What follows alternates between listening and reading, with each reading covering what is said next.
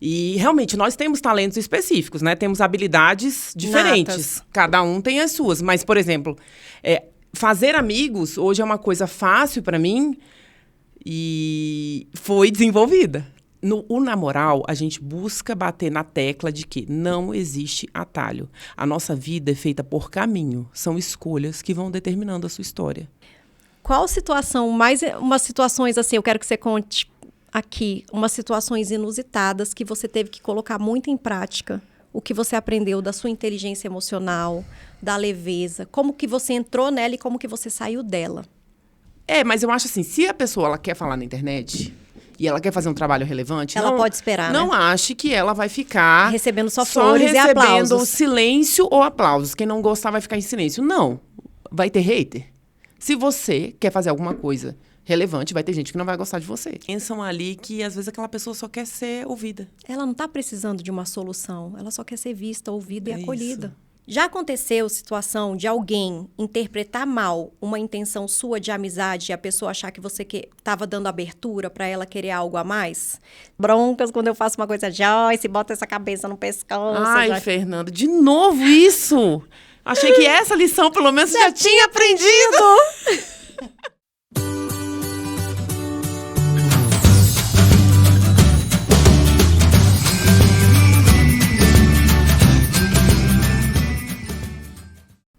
Sabe aquela ideia de que fazer amigos, se conectar com as pessoas ou ser alguém influente é só para quem nasceu com um dom? Ou então é uma questão de sorte na vida? Esquece isso tudo. Ter amigos é uma habilidade, não é sorte.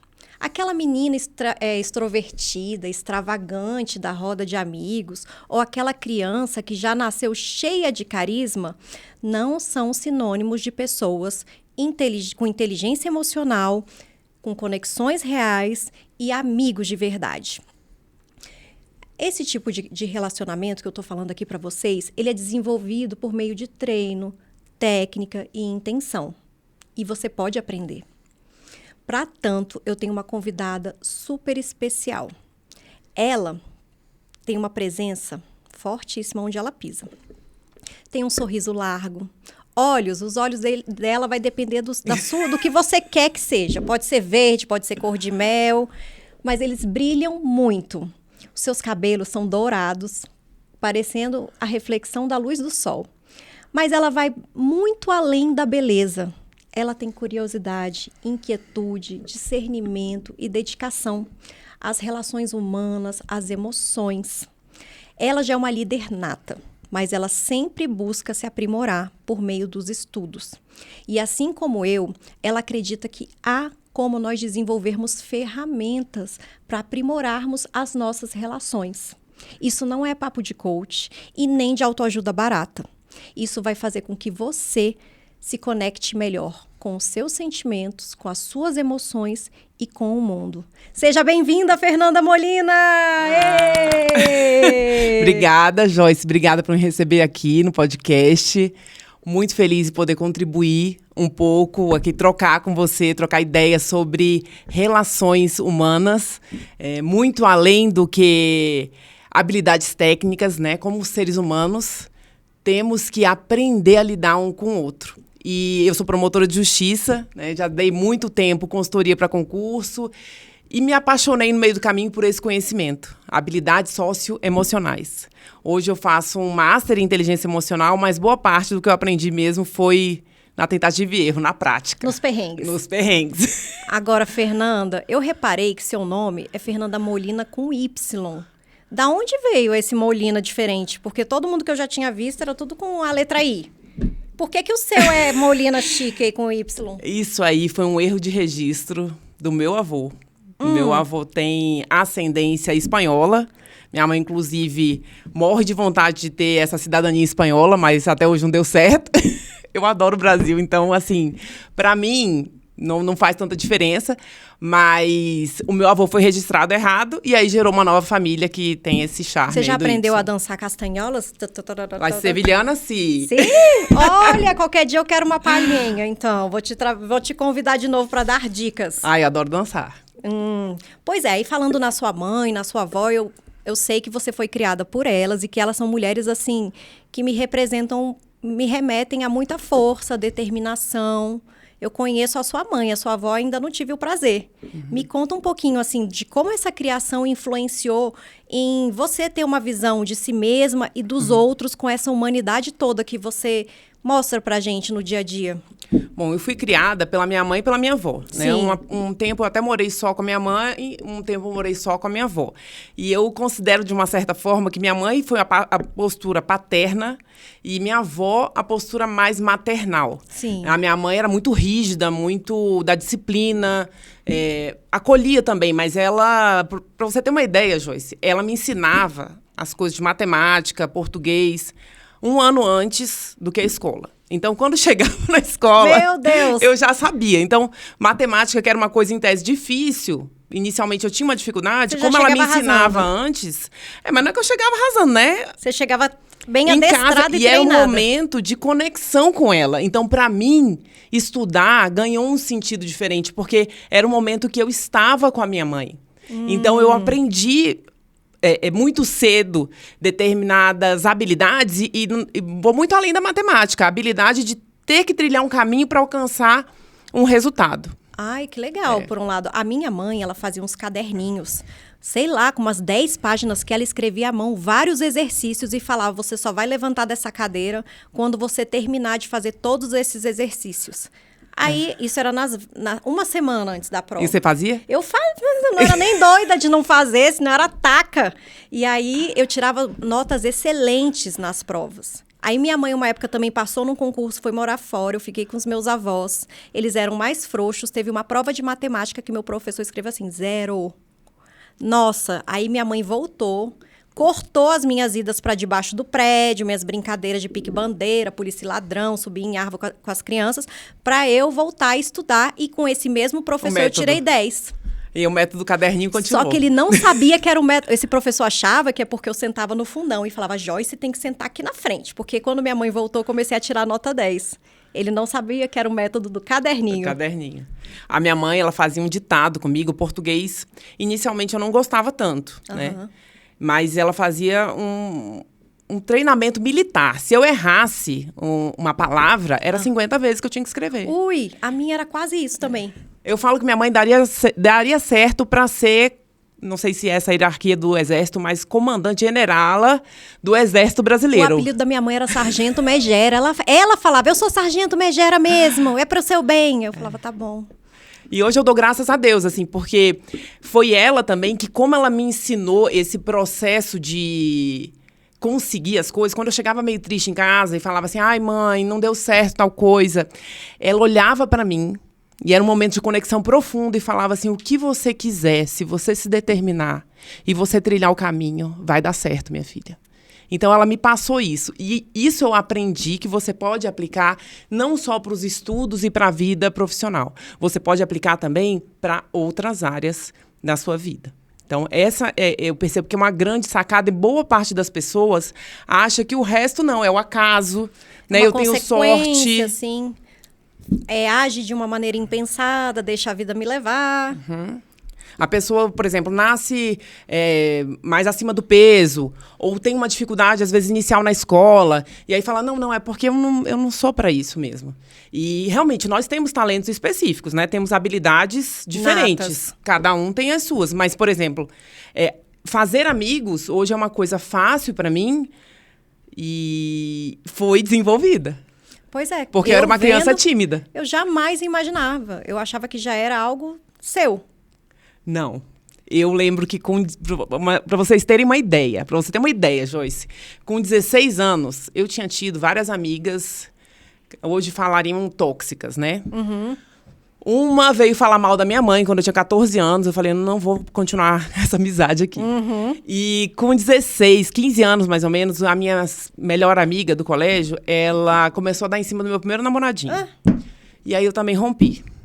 E eu tive um momento... Eu não sei nem explicar. Eu não consigo ver minha vida sem Deus hoje, né? Então, para mim, foi um momento de conexão com Deus.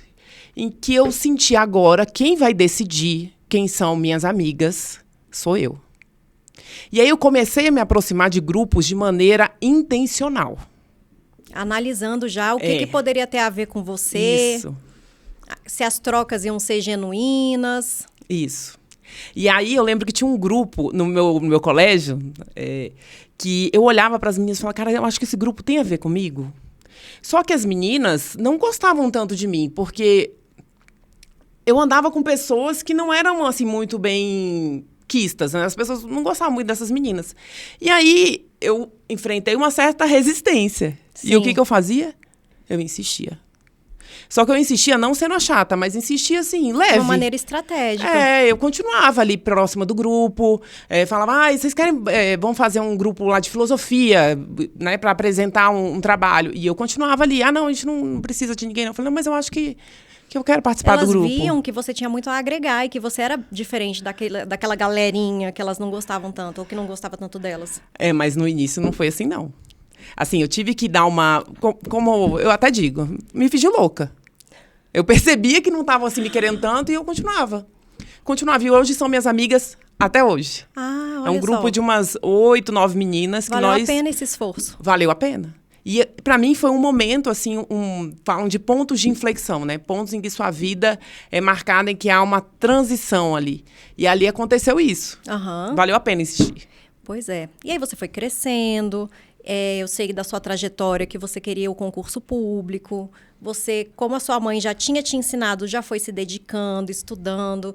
E eu acho a sua história muito bonita quando você foi analista ou você foi técnica antes? Eu fui os dois, Joyce. Fui estagiária, fui técnica e fui analista. E quando você tinha tomado posse como analista, você entrou na sala? Não, foi assim. Como é que foi? Foi assim. Eu queria largar o direito. Lá pelo... Essa parte eu não sei.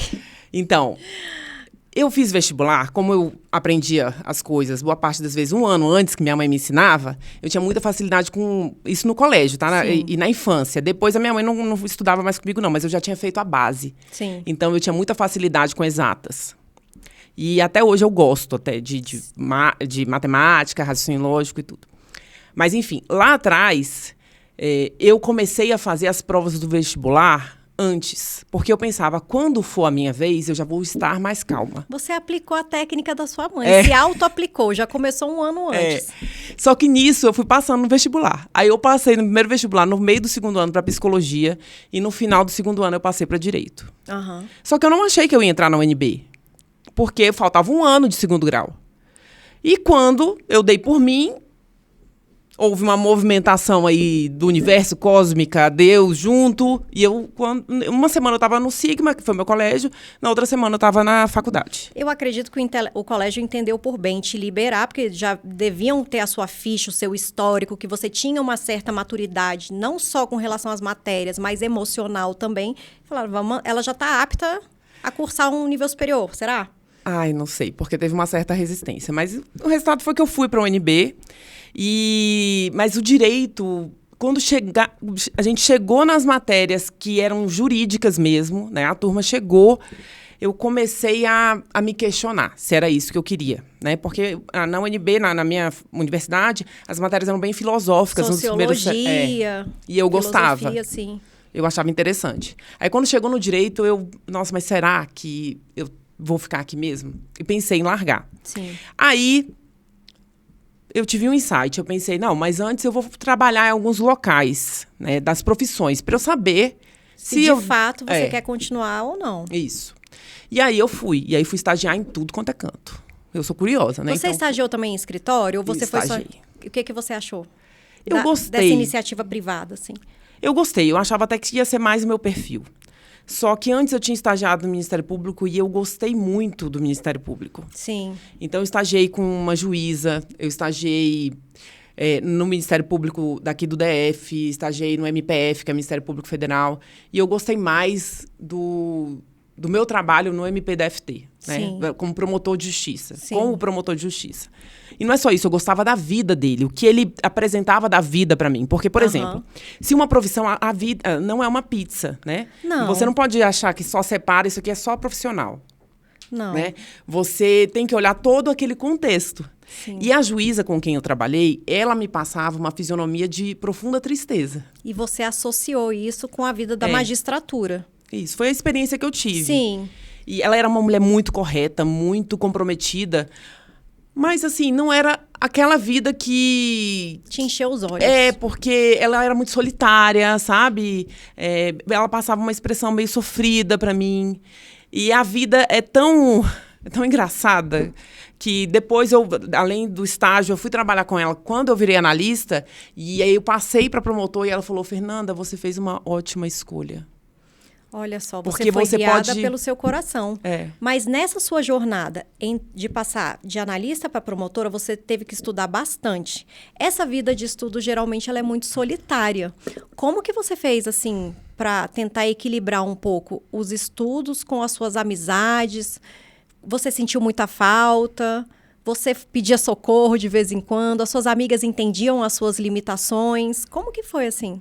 Eu percebi, Joyce, que eu não ia conseguir sustentar, né, o tempo de estudo necessário, né? Como eu estava contando, aí eu fui estagiar na MP, aí fiz o estágio, gostei do Ministério Público e fui me preparando. Aí passei para técnico, depois analista, e eu tinha que conciliar o trabalho com o estudo. Sim. Então, a vida já era muito corrida.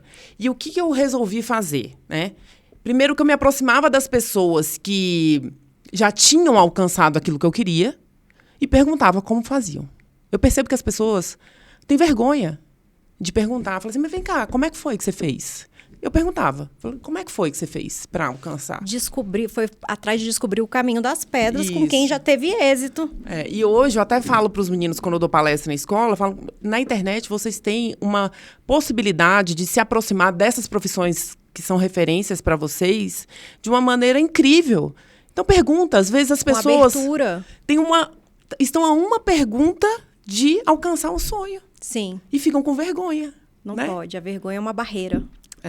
Mas é vencível. Isso. Desde que a pessoa olhe para si, tenha intenção e trace uma técnica que coloque isso em ação. Isso. Com um pouquinho de ousadia.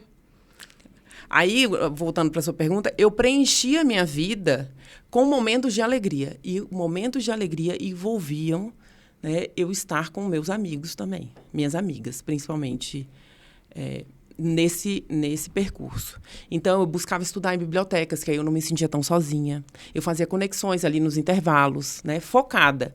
Mas eu tinha momentos de socialização que eram muito importantes para mim. A minha personalidade, né, tem um perfil lá que fala da análise de personalidade, é uma personalidade influente, né, no sentido da classificação. Sim. Eu preciso da troca. Para mim é muito importante. Então, eu mantinha, assim, eu lembro que eu ia para vários aniversários, mesmo durante a época de estudo. Só que eu ia depois das 10h30, que era o momento que a biblioteca fechava. Ou quando eu tinha cursinho, eu saía do cursinho e ia. Então, eu mantinha a minha vida social, não da forma que eu manteria sem estudar, mas aquilo já me alimentava, entende? E eu acho que nesse momento você teve que filtrar muito as amizades, e um parâmetro que eu vejo das técnicas, das habilidades, dos estudos, é você escutar e também dar valor ao que é importante para o outro. Uhum. Nesse caminho da escuta e presença, e ficar sempre trocando de acordo com o que é importante para o outro. Porque eu acho que as pessoas, ultimamente... Primeiro, a gente está com essa transformação digital. As pessoas estão confundindo um like ou acompanhar a vida do outro pelas redes sociais com a amizade, com o suprimento daquela amizade. Mas a amizade é algo que precisa ser cativado. E para ter uma conexão real, a gente precisa saber escutar o outro. Eu já tive amiga de eu parar para sentar e a menina não parar de falar dela mesma o tempo inteiro. Aí, quando eu falava alguma coisa minha, ela já puxava para alguma coisa dela. Então, eu sentia assim, ela está fazendo um monólogo. Uhum. Eu não conseguia criar uma conexão genuína. Então, eu valorizava mais quem estava ali comigo para me ouvir, para a gente ter uma troca. Uhum. E eu acho que isso aí é um dos fundamentos da reciprocidade que a gente vê nas relações de hoje em dia. Então, provavelmente, eu acho que você tinha que selecionar essas amizades, porque o seu tempo era algo muito valioso. Era. Eu sempre prezei muito pela ideia de poder contar com a pessoa. Então, esse era um critério fundamental da chamada parceria. Então, se eu vi um potencial de parceria naquela pessoa, né, e cada um dá também o que pode. Sim. Né? Tem pessoas que demonstram parceria de maneira diferente das outras. E isso eu também fui lendo aos poucos e entendendo. Agora, realmente, tem muita gente que tem algumas pessoas que são autocentradas. E não há o que faça essa pessoa entender que existe um outro. Por exemplo, uma amiga, ela passou por um luto agora muito, muito pesado, né? E ela falou que uma amiga dela ligou para ela, para, em tese, confortá-la dessa perda. E a menina só sabia falar do casamento dela. Nossa. Ela passando por um falecimento da mãe e a amiga só falando do casamento dela. Ela falou, Fernanda, eu não me senti acolhida. Eu não consegui nem entender. Não me senti vista, não me senti presente na vida daquela pessoa. Isso. E tem outros amigos também que só sabem estar perto de você quando você está mal. Aí já não sabem lidar com a sua vitória. Não sabem, parece que fere o ego, e aí essas pessoas vão se afastando. Isso é um bom termômetro para a gente ver quem valoriza e quem merece a nossa atenção. No momento difícil, tem pessoas que vão ficar do seu lado. Mas no momento de sucesso, tem muita gente que vai se desgarrar. Vai. E nisso a gente tem um fluxo de amizades que estão mais próximas, aí outras se distanciam e novas amizades chegam. Outras se distanciam momentaneamente, mas voltam. Outras estão sempre presentes, às vezes, mesmo estando longe fisicamente, mas sempre tem aquela preocupação. Eu tenho uma amiga desde o 2º grau, que a gente quase não se vê. Aí eu passei por alguma questão que eu mandei mensagem para ela. Desde então, ela me manda mensagem de bom dia todos os dias. Não importa, nem que seja para dizer só bom dia. Aí quando eu tô num perrengue, eu compartilho com ela. Aí ela troca comigo, ela me dá toda a atenção necessária. Então esse simples bom dia reacendeu uma chama da amizade, porque a gente sempre falava, mas a gente tá longe, mas a gente é amiga. Eu falei, tá, vamos dar um jeito também de se encontrar, tomar um café e ter mais troca, né? Isso que você falou é muito importante. E a conexão virtual é algo que possibilita coisas tremendas, né? Você pode orar conjuntamente com pessoas, você pode fazer uma videochamada, encontrar com um grupo. Só que o que eu percebo hoje, eu até fiz um post no Instagram sobre isso, é que as pessoas estão desperdiçando tempo de presença com pessoas amadas no virtual. Sim. Sendo que o virtual não vai suprir as suas necessidades do tete-a-tete. Não entende? vai. Não Ou vai. então, quando tá no tete-a-tete, tá mexendo no celular e não tá presente, prestando atenção. Isso. Inclusive, tem uma imagem, a imagem da Fernanda toda bonitona, com uma blusa preta, que é a sua foto do Insta. Quem vê essa Fernanda aqui vai ver essa mulher poderosa, sensual, risonha, mas não vai saber nem um décimo de quem é a Fernanda de verdade, que eu fiz questão de trazer aqui para a gente conversar, né? E nessa caminhada teve a Fernanda que que fez curso de barista. Ela é uma alma, gente, é uma alma inquieta. Ela não para, ela tem interesse por tudo. Aqui está a criatura no meio de uma plantação de café. Me conta que você colhia esses cafés e torrava e fazia vários tipos de café. Esse dia foi um dia feliz, viu? Eu sou apaixonada por café, né? Já fiz vários cursos de barismo, fiz na Itália, fiz em São Paulo.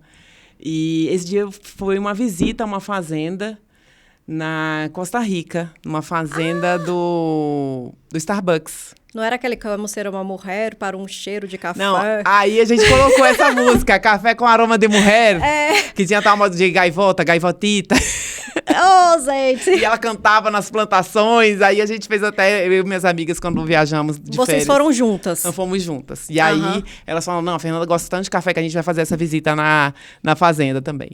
Então, você aprendeu várias coisas. E aí, nesse seu caminho de vida, você foi fazendo viagens, né? Conhecendo vários lugares. Nessas suas viagens, apesar de você viajar com suas amigas, você fazia amizades com novas pessoas? Você se abria?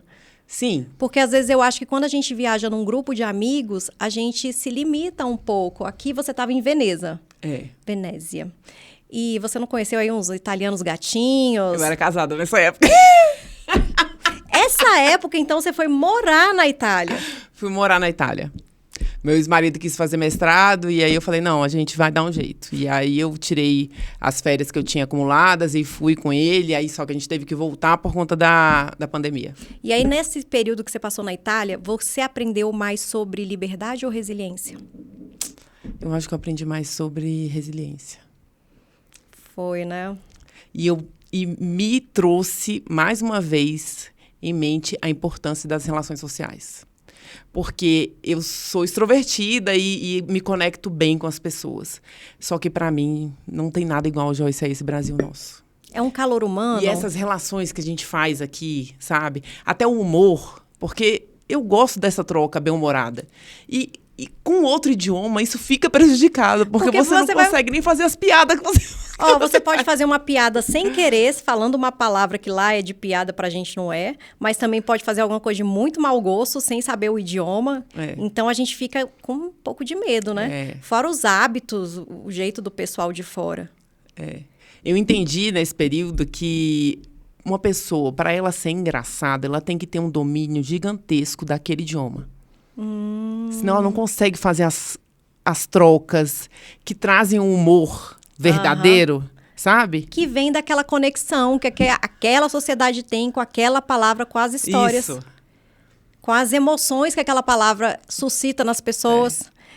Mas, Fernanda, agora, saindo desse negócio da viagem, indo um pouco para o trabalho, você exerce uma função de liderança com um trabalho que eu acho muito bonito, que é um projeto que o Ministério Público do DF está implantando aqui em Brasília com jovens, em que esses jovens estão podendo ter esse contato com a promotora, e aqui você está numa postura de autoridade, de liderança, mas eu vejo o seu brilho, o seu sorriso, a sua alegria em fazer isso, e esses jovens se sentindo assim, ela é gente como a gente, né? Então, assim, como que você tem uma visão de liderança, considerando essas condições de fazer amigos, de escutar as pessoas, essas conexões reais e inteligência emocional? A liderança sob a ótica da inteligência emocional. Joyce, eu estudo muito sobre isso, né? Eu gosto de estudar. E ontem eu estava até lendo um livro que fala disso. 85% do sucesso atribuído a uma pessoa vem da sociedade, das habilidades socioemocionais. 15% é conhecimento técnico. Então, se você não se desenvolve como ser humano, né, não vai dar certo. Sim. E aí, você pode até conseguir alguns resultados ali sendo muito bom tecnicamente. Só que é mais simples do que várias técnicas e estudos. Se importar com o ser humano. Desculpa, eu interrompi você, mas aqui eu acompanhei esse projeto. Eu não participei ativamente com você, mas eu ajudei doando tênis, e você coletou porque você tinha ido fazer uma visita para essas crianças e você notou que elas não tinham calçados e que elas estavam jogando ou descalças ou de chinelo, e você teve essa sensibilidade, olhou e falou, gente, não é possível. Aí eu lembro que você estava coletando tênis usados ou doações, você arrumou um fornecedor e no final das contas foi um sucesso, que você conseguiu vários pares de tênis. Aí só de ver os olhinhos, a gente ajuda, mas na verdade nós somos as pessoas mais ajudadas, eu que mais né? ganhei. Foi.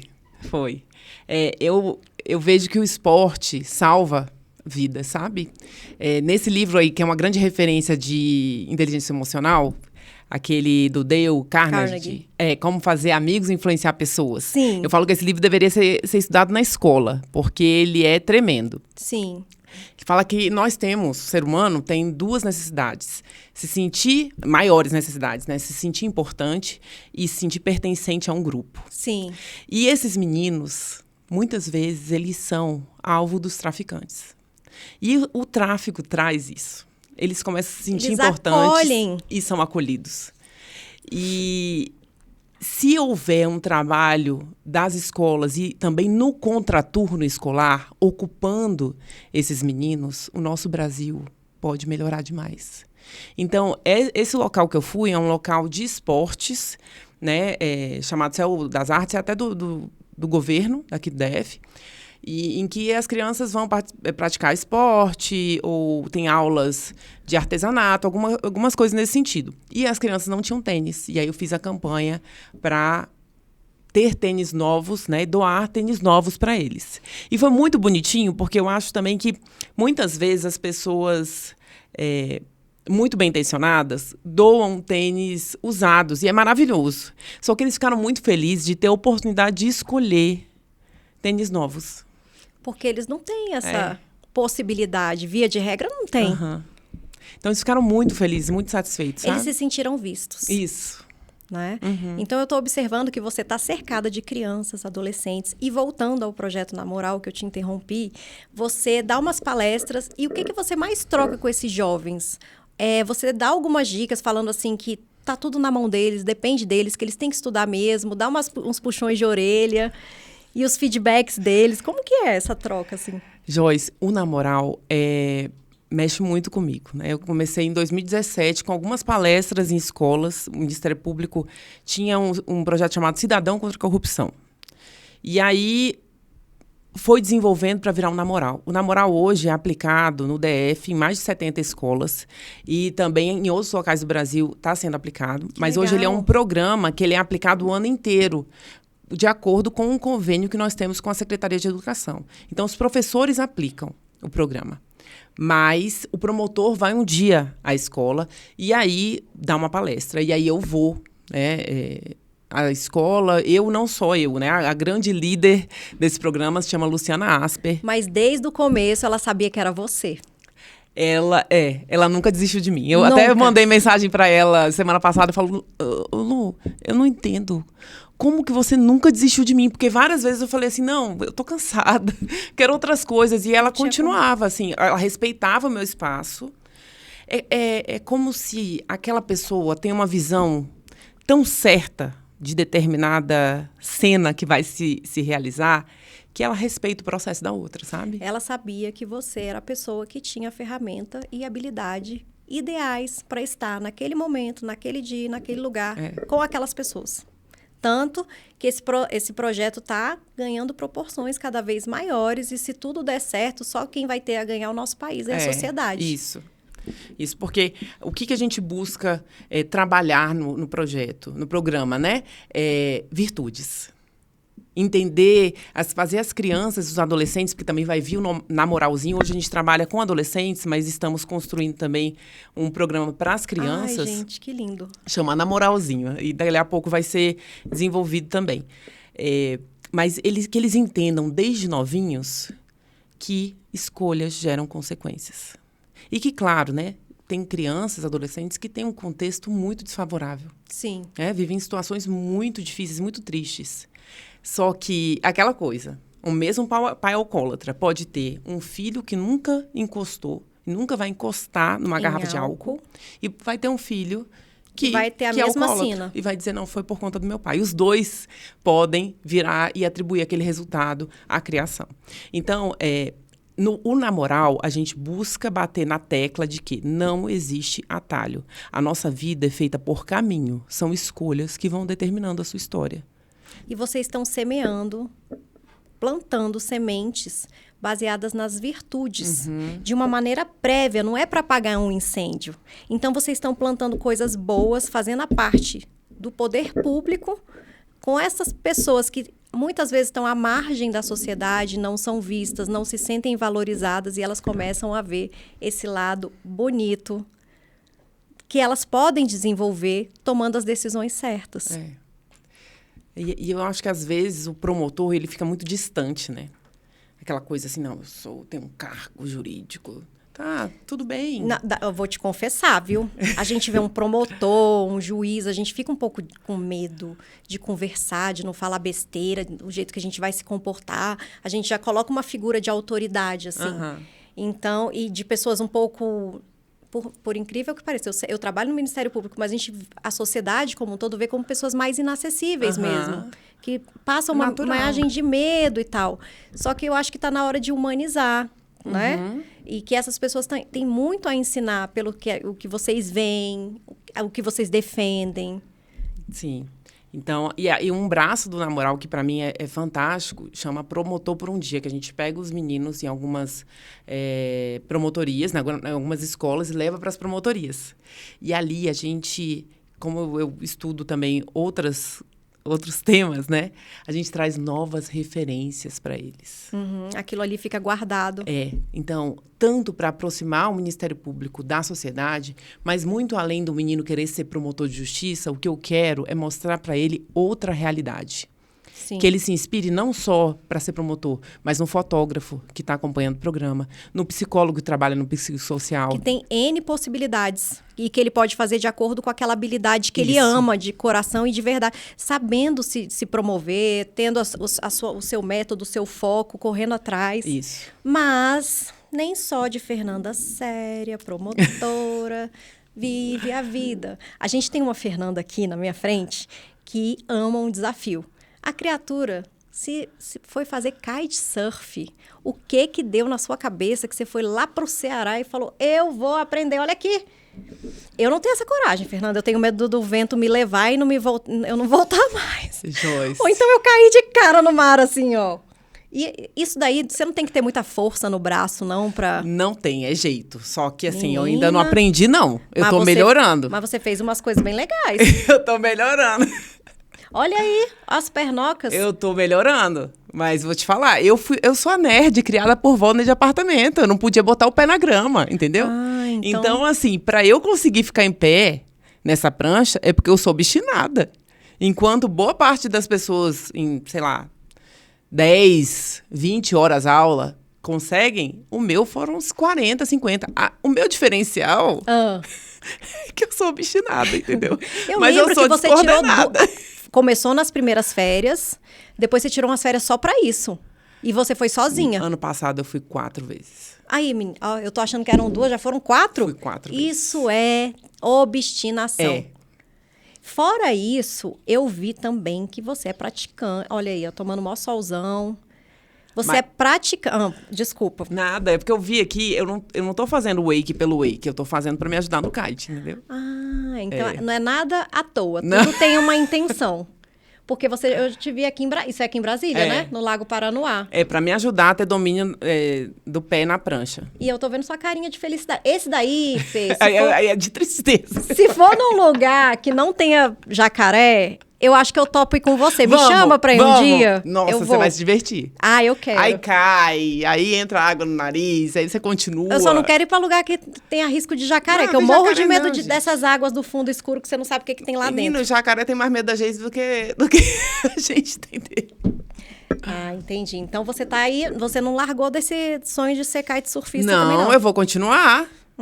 Valentina. Valentina era minha personagem. Sua personagem nordestina, porque o kite você aprendeu no Nordeste, por isso que eu tô trazendo a Valentina pra cá. Eu tô aprendendo ainda, né?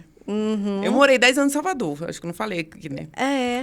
Minha mãe passou num concurso quando eu era novinha, tinha 2 anos, e aí fui com ela. Aí morei dos 2 aos 12 lá em Salvador. Então eu tenho um pouco de sotaque baiano até hoje. Pois é, mas fora o kite, você também pratica yoga. Uhum. Esses dias eu te vi fazendo uma pose que você tá quase conseguindo. É o pássaro o É nome? o Pincha. Pincha maioraça. Acho lindo demais. Eu já fui praticante de yoga, nunca consegui aquela posição. E eu tô me inspirando em você. Eu tô quase ligando o YouTube, comprando um tapetinho pra praticar.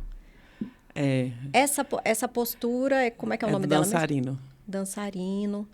E você vai se desafiar. Isso aí você tava... É o Pincha, não é? Mas já tô melhorando. Essa aí é até mais antiga, essa foto aí. Tá melhorando.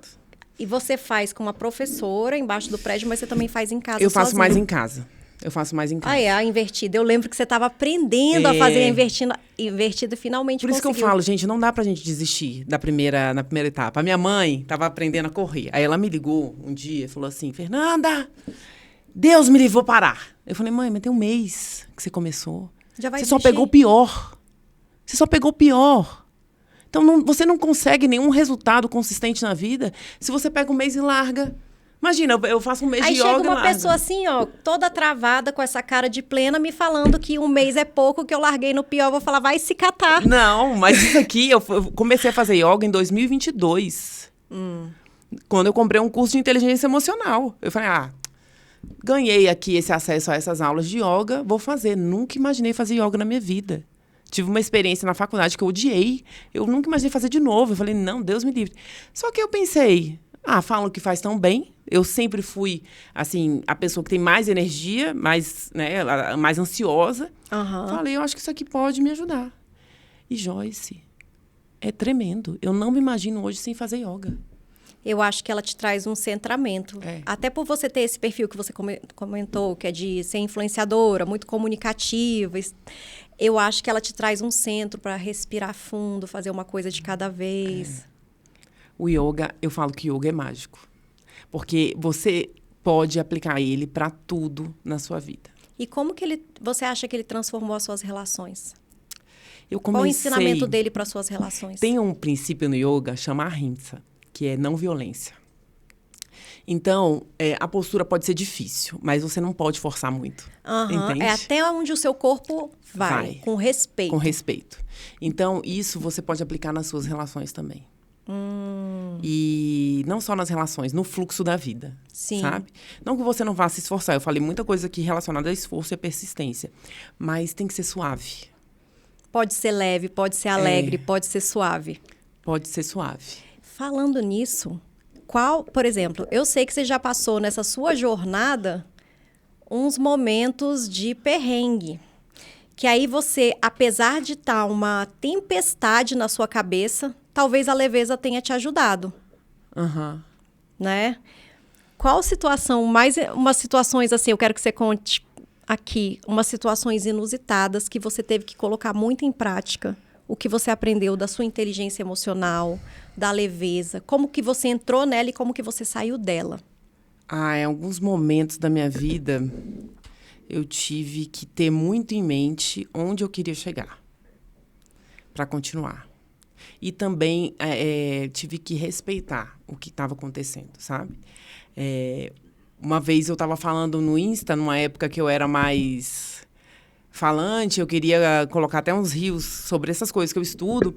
E aí, quando eu dei por mim, minha cara foi parar no Metrópolis. Enfim, interpretaram de uma maneira muito equivocada algo que eu falei.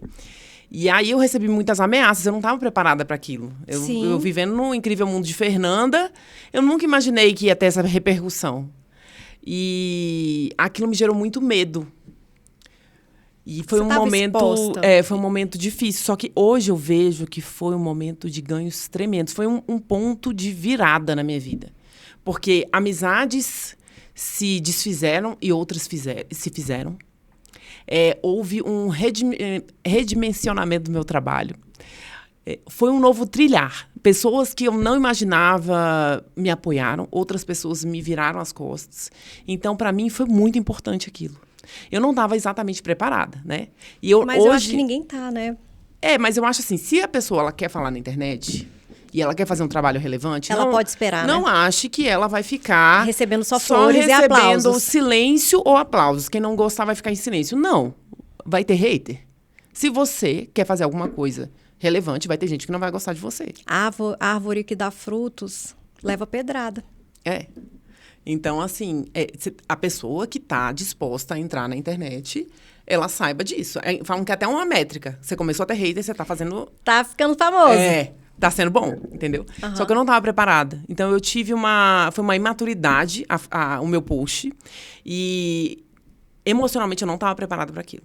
Hoje eu vejo que teve um bom resultado para minha vida, um grande aprendizado. E eu levei no bom humor, né? Sofri, mas levei no bom humor. Com resiliência, leveza. Não, e assim, tem um lado que eu falo que eu sou presepeira, né? Eu não consigo ver uma história da minha vida, por mais triste que seja, e não colocar o humor, entendeu? Por pior que seja a situação. Você pode levar um tombo, quebrar o salto, que você vai cair e vai começar a dar gargalhada de você mesma. Dou uma chorada no meio do caminho, né? Até porque eu sou boa de choro. Você chora igual a Maria do Bairro. Igual a Maria do Bairro. Quando você me falou esse termo, eu morri de rir. Gente, a Fernanda é uma figura. Gente, eu choro igual a Maria do Bairro. E não é bonito, não. Não queiram ver a situação, a cena. Não, é melhor ver Valentina. Valentina com os óculos, dando cada conselho maravilhoso pra gente. Hoje eu tava revendo que apareceu um seguidor e falou assim, você aposentou mesmo, Valentina? Eu falei, ela tá sempre dentro de mim. Ela só tá tirando umas férias no Caribe. Ela tá sempre dentro de mim. E aí, foi até uma pergunta que falava assim, o que você acha de aplicativo de relacionamento? Eu vou até falar pra você, Joyce. Pois me conte, que eu quero saber.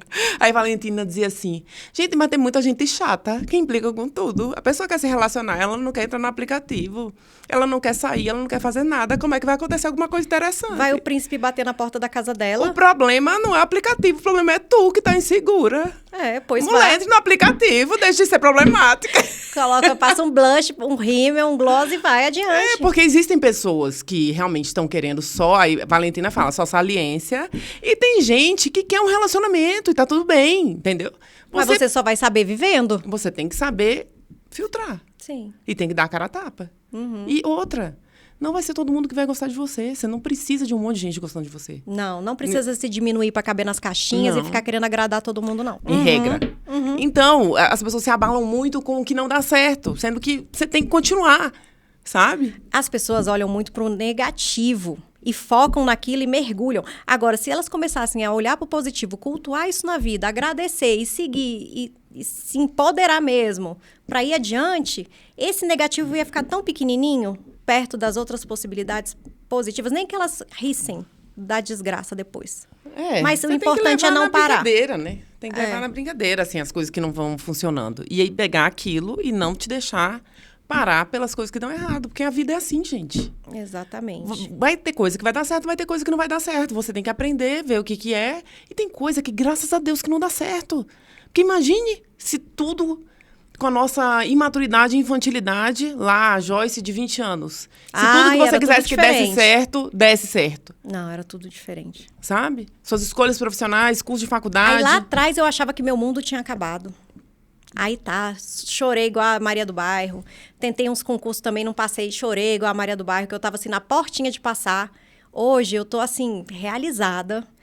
E eu vejo que tudo que aconteceu teve um porquê, teve um motivo, e eu tô onde eu tô. Só que eu não paro de sonhar. Ai, que eu bom. acho que os sonhos, eles são o combustível da vida. E estar sentindo pertencente num grupo de pessoas onde haja uma troca real e genuína é o que mais me move, porque eu sempre aprendo, ensino. Eu não tenho problema em voltar atrás. Eu não tenho problema nenhum em mudar de ideia. Então, eu gosto muito, e eu tô desenvolvendo essa habilidade da escuta. Porque não é fácil, mas é muito enriquecedora. Agora, eu acabei de lembrar, eu passei do ponto, eu quero voltar. Você, ultimamente, tá correndo. Eu lembro que uma época você não estava correndo tanto, mas ultimamente você está indo e está indo com as suas amigas. E eu vejo que, pelo menos aqui em Brasília, eu acho que em várias cidades do país, esse cenário de corrida é muito legal para as pessoas se integrarem, né? E como que você está vendo essa experiência, assim, da corrida? Olha aí, com a sua amiga, a Ju é sua amiga de todas as horas, né? Ela é muito amiga minha. E a gente se aproximou estudando para concurso. E agora estão correndo. E a gente é amiga há muitos anos. Pois é. E a corrida, eu já corri 2 maratonas. E só que em 2022 me deu uma dor nas costas que me deu uma freada na corrida, sabe? Só que eu não consigo ficar longe. Porque tem alguma coisa, tem um momento na corrida que me traz uma sensação que só a corrida me desperta. É mesmo? É.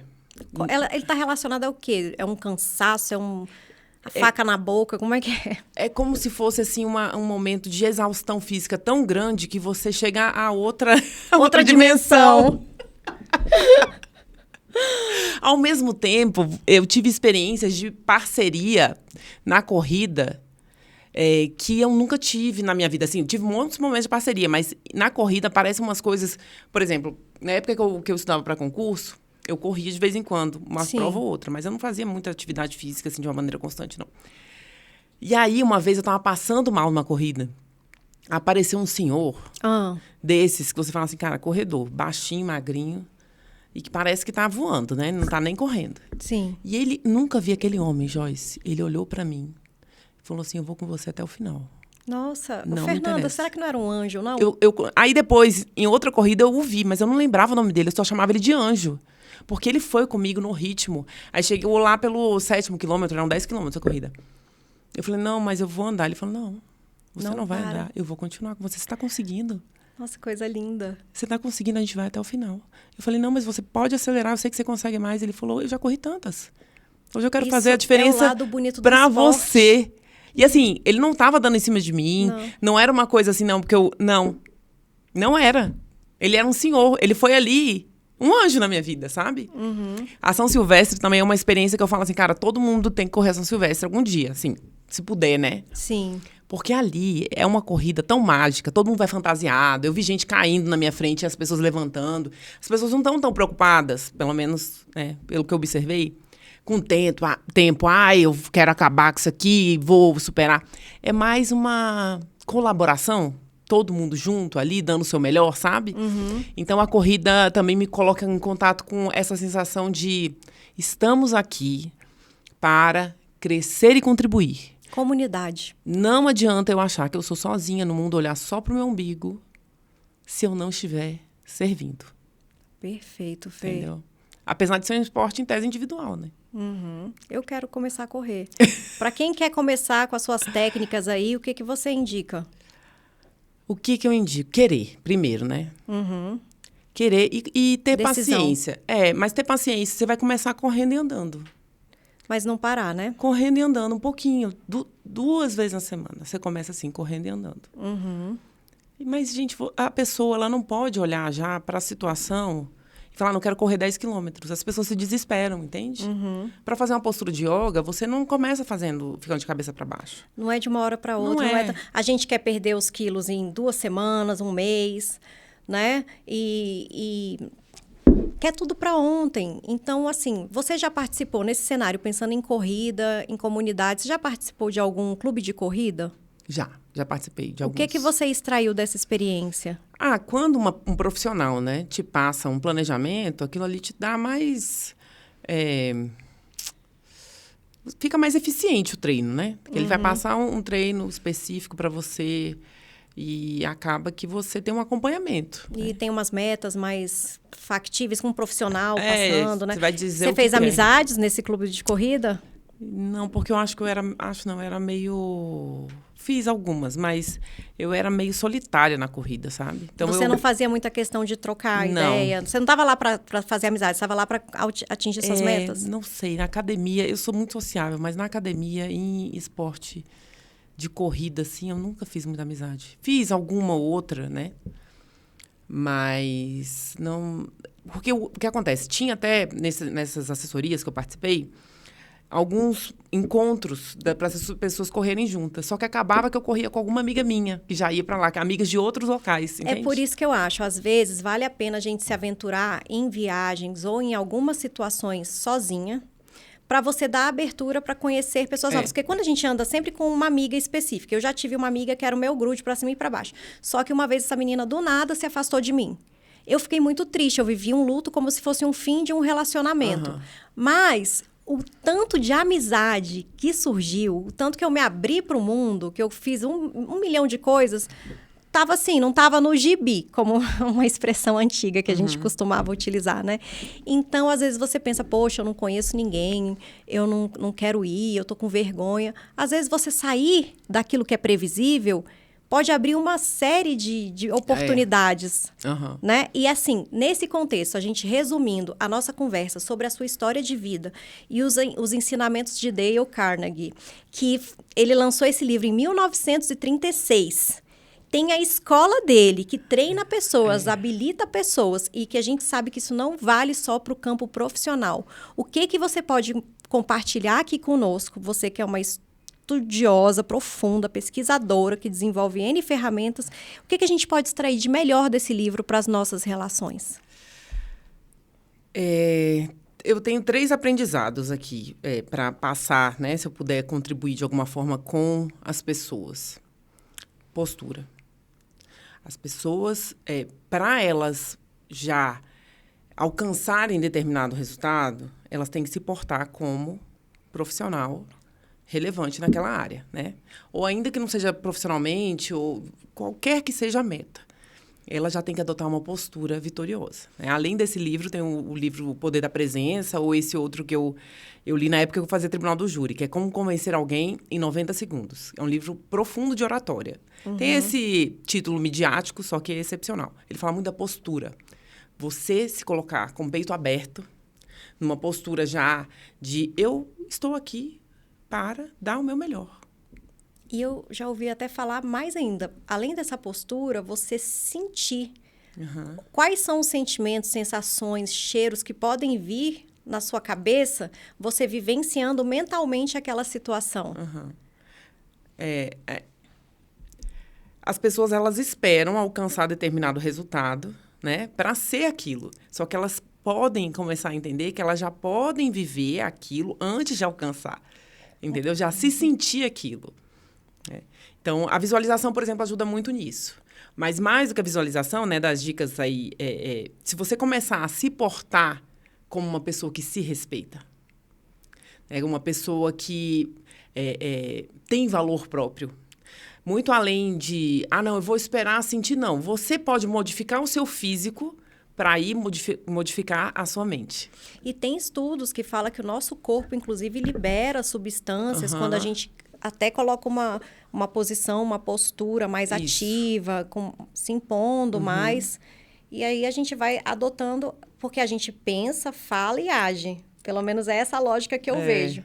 Então, a gente já tem que incorporar. Esse é um dos ensinamentos. Qual que é o próximo que você consegue tirar dessa... Se importar genuinamente com o ser humano. Aí, nisso, existem várias técnicas que dão, né? Escute mais do que fale. Traga feedback. Faça perguntas relativas ao que a pessoa está falando, para ela ver que você está interessado e, de fato, se interessar, porque você não está sentado ali com aquela pessoa perdendo o seu tempo. De fato, aquela conversa tem que ser algo produtivo, não no sentido de produzir profissionalmente alguma coisa ali, não. Mas é o seu tempo, é a sua dedicação, uma pessoa que está ali. Mas, então, muito além das técnicas, né, que a gente aprende, que funcionam. Sim. Se você trouxer a ideia de eu quero estar presente e contribuir genuinamente, me importar com o ser humano... Servir. Que não tem a ver com ser capacho, não é isso? Não. Mas servir. E às vezes servir é dizer não. Servir é dizer não com respeito, sabe? Servir também é você colocar limites. Só que contribuir para aquele ser humano. Então, o que eu percebo, por exemplo, tem profissionais que deixam isso de uma maneira muito clara. Médicos. Tem que estudar muito para ser um médico, né? Sim. Faz residência e tal. Mas se a pessoa ela não se aprofunda no conhecimento humano, ela está lidando com a vida do outro ser humano. Ela está lidando com várias fragilidades. E se a outra pessoa não se sente acolhida, talvez aquele outro que não estude tanto, tecnicamente, mas se importe genuinamente, vai manter o paciente.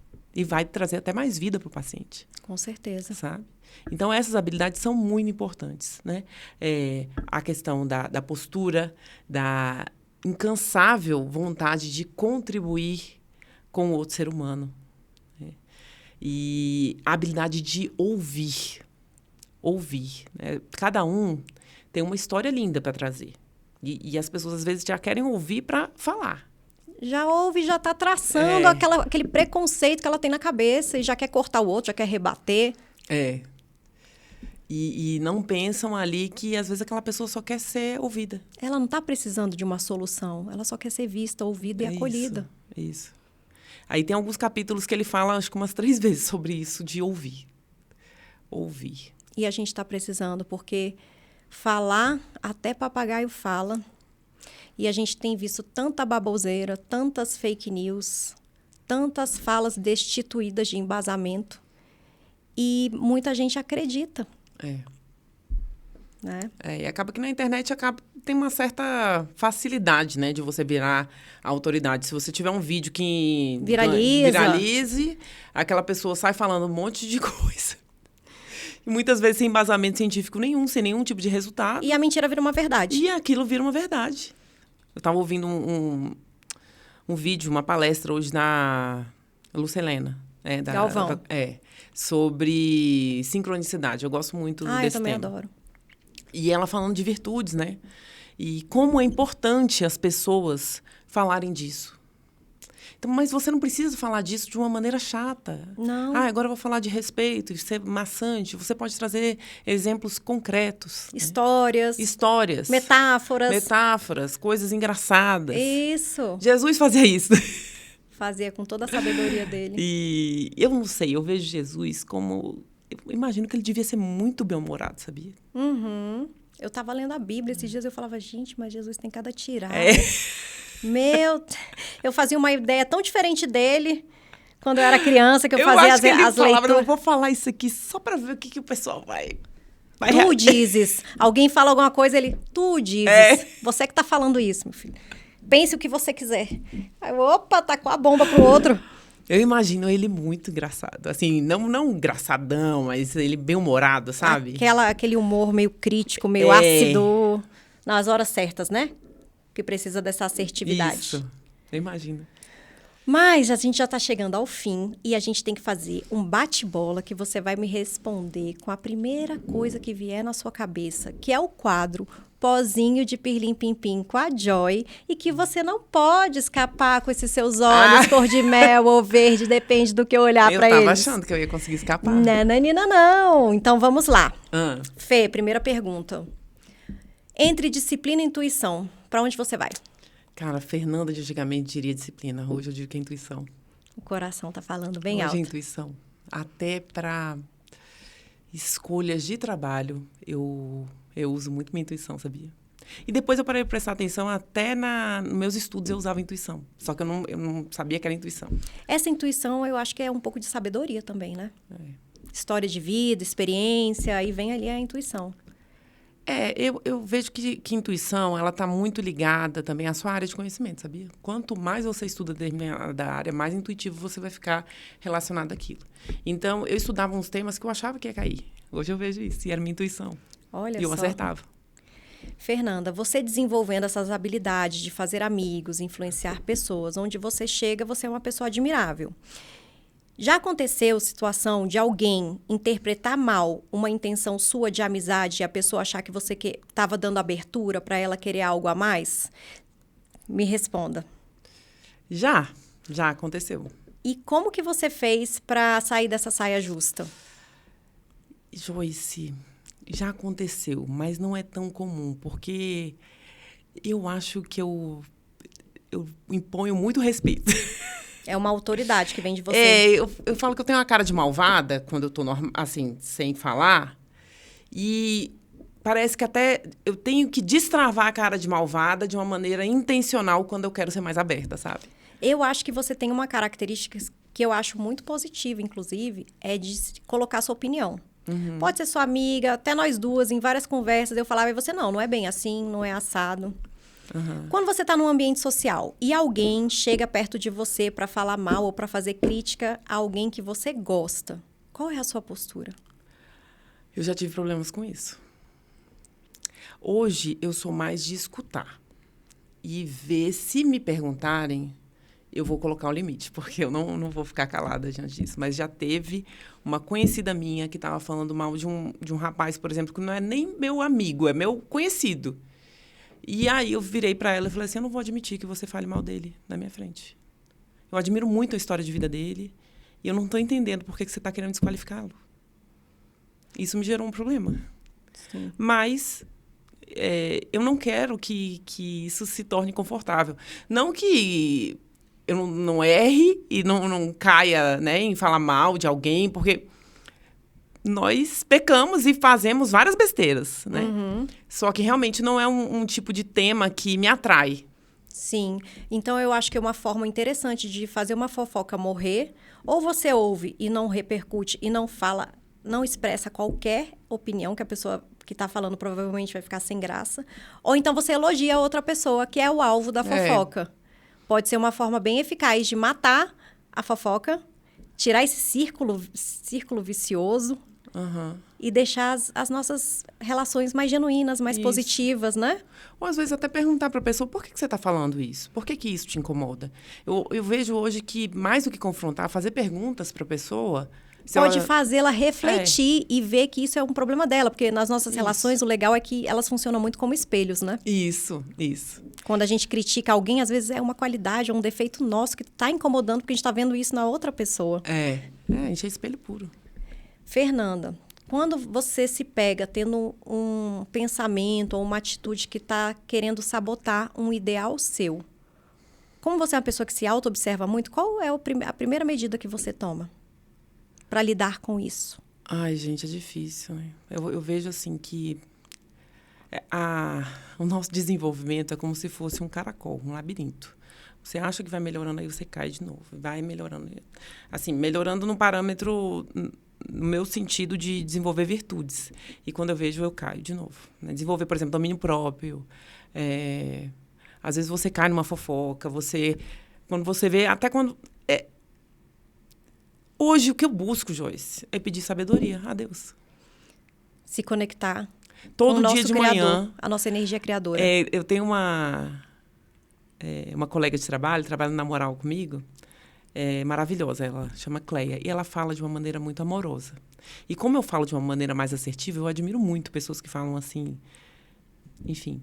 E eu falei, Cleia, como que você desenvolveu isso? Ela fala, todo dia eu peço sabedoria a Deus, para saber como falar. E ela consegue. E eu tenho buscado isso, sabe? Pedir sabedoria a Deus. Para mim, não tem como eu viver minha vida hoje sem falar de Deus. Sim. Sabe? A Fernanda, pessoa, mais do que a Fernanda promotora, mulher, eu não vejo a minha vida sem Deus. Entendi. Fernanda, se você tivesse um pozinho mágico para jogar na humanidade, qual ia ser o tempero principal que você ia jogar para tocar o coração das pessoas nas relações interpessoais? Amor. Verdade. Amor. É uma coisa que a gente ouve tanto, mas que é tão necessário ser cultivado. Amor. Amor e amor no sentido de... Até é profundo. Mas aceitar o que é, sem esperar que mude, dando o seu melhor.